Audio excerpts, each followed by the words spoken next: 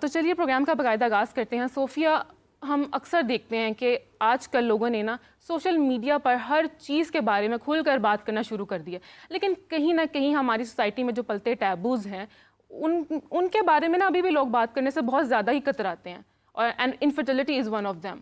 So I just want to ask you کہ پہلے آپ یہ نا لوگوں کو کلیئر کر کے بتائیں کہ یہ کوئی بڑا مسئلہ نہیں ہے, کوئی ٹیبو نہیں ہے, اس پہ کھل کر بات کی جا سکتی ہے. انفرٹیلٹی کیا ہے اور لوگ اس کے بارے میں بات کیوں نہیں کرتے ہیں, اس کے ریزنس کیا ہیں؟ دیکھیں, آج کل ہماری سوسائٹی میں انفرٹیلٹی ایک بہت بڑھتا ہوا مسئلہ ہے, اور یہ ایک بہت کامن میڈیکل کنڈیشن ہے جو کہ 10 میں سے آپ کہہ لیں کہ 1 یا 2 کپلز اس کو فیس کرتے ہیں. تو آپ دیکھیں ہماری پاکستانی پاپولیشن میں کتنا ایک میجر کمپوننٹ ہے ان پیشنٹس کا جو اس مسئلے کو فیس کرتے ہیں اور وہ اس کے بارے میں بات کرنے سے گھبراتے ہیں. اس کی میں آپ کو بتاتی ہوں, اس کی مین وجہ یہ ہوتی ہے کہ آلریڈی ہماری سوسائٹی میں جب ایک کپل کی شادی ہوتی ہے تو بہت جلدی ان کو اس بارے میں ان سے سوال کرنا شروع لوگ کر دیتے ہیں, ان کے ارد گرد والے, سسرال والے, بہت سارے ریلیٹیوز, ہاں جی, کہ پریگننسی نہیں ہو رہی, اور اس کا سوال عموماً جو ہے وہ خواتین سے پوچھا جاتا ہے. تو ایک کپل میں ہمیشہ وائف سے یہ کویشچن کیا جاتا ہے کہ پریگننسی کیوں نہیں ہو رہی. جیسے کہ آپ نے سوشل میڈیا کی بات کی, تو ہم لوگ خود میرے اپنے سوشل میڈیا پلیٹ فارمز کے تھرو, یوٹیوب کے تھرو اور فیس بک اور انسٹاگرام کے تھرو ہم پیشنٹ کے لیے کافی اویئرنیس سے ریلیٹڈ ویڈیوز بناتے ہیں تاکہ لوگوں کو اپنے یہ جو انفرٹیلٹی کا جو بے اولادی کا مسئلہ ہے ان کے وجوہات سمجھ آئیں. اور اس میں ہم لوگ بار بار ایک بات کو ہائی لائٹ کرتے ہیں کہ اس میں تقریباً اگر 10 کپلز ہیں جو بے اولادی کا شکار ہیں, اس میں 1/3 کپلز ایسے ہوں گے جن میں فیمیل کے مسائل ہوں گے, اور لیکن 1/3 اس میں کپلز ایسے ہوں گے جس میں ہسبینڈ کا مسائل ہوں گے. تو میں آج کل بہت کوشش کرتی ہوں اس اویئرنیس کو کریٹ کرنے کی کہ اس میں بہت میجر کمپوننٹ ان کپلز کا ہوگا جس میں ہسبینڈ کے مسائل ہوں گے, اور اس میں بہت سارے وہ کپلز ہوں گے جن میں کوئی مسئلہ نہیں ہوگا.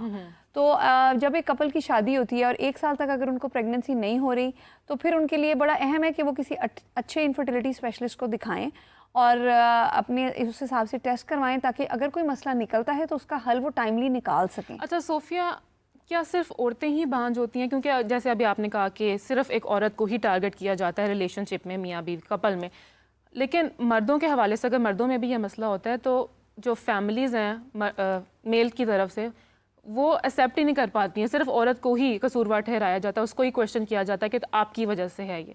کیا صرف عورتیں ہی بانجھ ہوتی ہیں؟ ہاں جی, یہ بات آپ نے بہت اچھا یہ سوال کیا, اور مجھے بہت خوشی ہوتی ہے جب ایسے کسی پلیٹ فارم میں مجھے جنرلی لوگوں کو اویئرنیس دلانے کا موقع ملتا ہے. اس میں ہمارے پاس جو جتنے کپلز آتے ہیں جن میں بانجھ پن یا انفرٹیلٹی کا مسئلہ ہے, اس میں جتنے کپلز میں فیمیل کے مسائل ہیں اتنے ہی کپلز میں میل کے بھی مسائل ہوتے ہیں.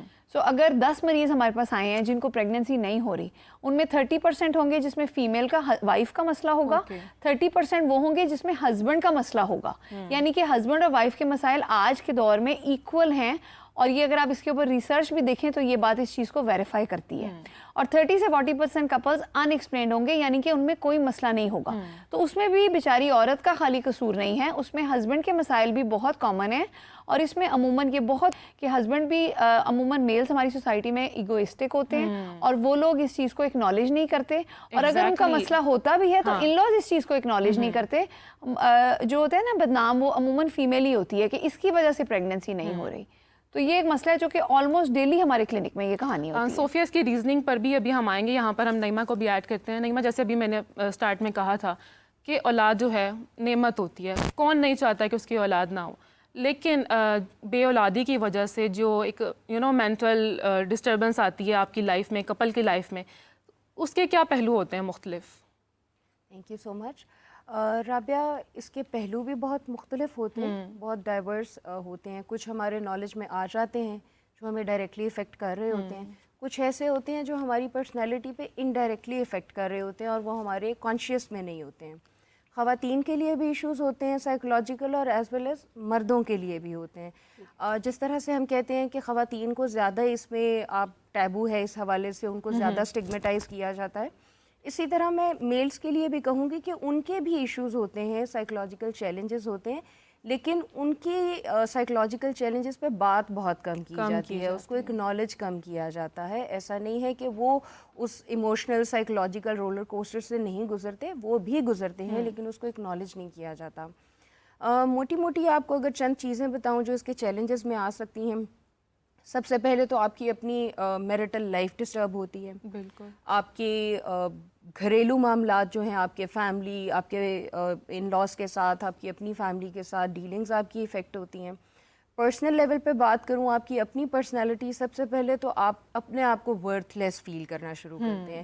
پہلے زندگی کے ایک ایسپیکٹ سے آپ ورتھ لیس فیل کرتے ہیں اور وہ آہستہ آہستہ آہستہ آہستہ ایک ریپل افیکٹ کریٹ کرتے ہوئے لائف کی باقی ڈائمینشنس میں بھی آپ کو ورتھ لیس فیلنگ اور دلاتا ہے. نعیمہ کچھ بعض اوقات ایسا بھی ہوتا ہے کہ کچھ خواتین ہوتی ہیں وہ لیٹ شادی ان کی ہوتی ہے، بہت ساری ریزنز ہو سکتی ہیں، لیکن جب لیٹ شادی ہوتی ہے تو پھر پہلے پوچھا جا رہا ہوتا ہے شادی نہیں ہو رہی، شادی نہیں ہو رہی، پھر جب شادی ہو جاتا ہے تو بچے نہیں ہو رہے، بچے نہیں ہو رہے، تو وہ جو مینٹل ایک ٹراما سے گزرنا پڑتا ہے ایک عورت کو، اٹ سیلف ہیوی ٹاسک. بالکل ایسا ہی ہے. میں اس میں ایک چیز کہنا چاہوں گی کہ ایک چیز ہوتی ہے اسٹریس ٹیکنگ، اسٹریس ڈیلنگ آپ کی ٹریٹ ہوتی ہے. کتنے ریزیلینٹ ہیں آپ، یہ بہت ڈپینڈ کرتا ہے. بہت سارے لوگ ایسے ہیں جن کی خود سے خواہش رکھتے ہیں، وہ چائلڈ لیس کپل ہیں. ایک ہوتا ہے انفرٹائل کپل، ایک ہوتا ہے ایک انفرٹائل ویمن یا مین، ایک ہوتے ہیں چائلڈ لیس جو خود سے کانشیسلی بچے نہیں چاہتے. آپ دیکھیے کہ ان کے پاس وہ امپاورڈ بھی ہیں ٹو ہیو اے چائلڈ، لیکن وہ خود کانشیس ڈیسیجن لیتے ہیں کہ وہ بچہ نہیں لینا چاہتے. تو اس کے پیچھے میں سوچتی ہوں، اگر میرا ان لوگوں کے ساتھ جب میں نے کام کیا تو میں نے دیکھا کہ بہت ریزیلینٹ ہے ان کی پرسنالٹی.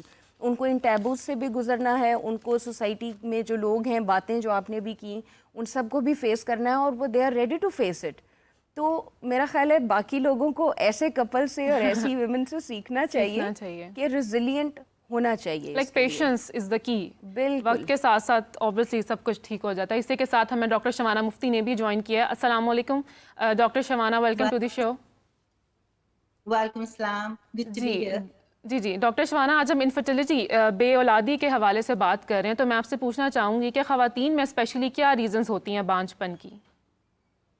دیکھیے، بے تحاشا ریزنز ہو سکتی ہیں. آپ کا جو ریپروڈکٹیو سسٹم ہے، جب کوئی میرے پاس خاتون ایسی آتی ہے تو ہم اس کا پورا کمپلیٹ کمپریہنسو بلڈ ورک کراتے ہیں کہ اس کے اندر کوئی میٹابولک ڈس آرڈر تو نہیں چل رہا، اس کی ٹیوبس ٹھیک ہیں، ٹیوب کی ٹیسٹنگ کراتے ہیں، یوٹرس اس کا ٹھیک ہے نہیں، الٹرا ساؤنڈ کرواتے ہیں. بیسک بلڈ ورک کروانے کے بعد جو سب سے کامن ریزن آج کل چل رہی ہے اور جس میں مجھے بہت پرسنل انٹرسٹ ہے کیونکہ اس کے اوپر بے تحاشا کلینکل ریسرچ ہے، وہ ہے پالیسسٹک اوویرین سنڈروم. بہت کامن ریزن ہے کیونکہ یہ ایک میٹابولک ڈس آرڈر بھی ہے. ہیڈ ٹو ٹو عورت کو جو ہے اس کے پورے ہارمونز کو خراب کرتا ہے، جی، اس کے پورے سسٹم کو خراب کرتا ہے. اس کے ساتھ جب ریپروڈکٹیو سسٹم ہوتا ہے تو انفرٹیلٹی ایشوز آنا شروع ہو جاتے ہیں. پاکستان میں، ساؤتھ ایشیا میں اس کا ریٹ بہت ہائی ہے، 50% سے بھی زیادہ. امریکہ کے اندر 20 to 30% اس کا ریٹ ہے. And it is a very global reason for infertility Umang young girls. اور وہ بہت زیادہ پریشان ہو رہی ہوتی ہیں فرٹیلٹی کے ساتھ، ان کے اوبیسٹی کے ایشوز اور بہت زیادہ مسئلے آ رہے ہوتے ہیں.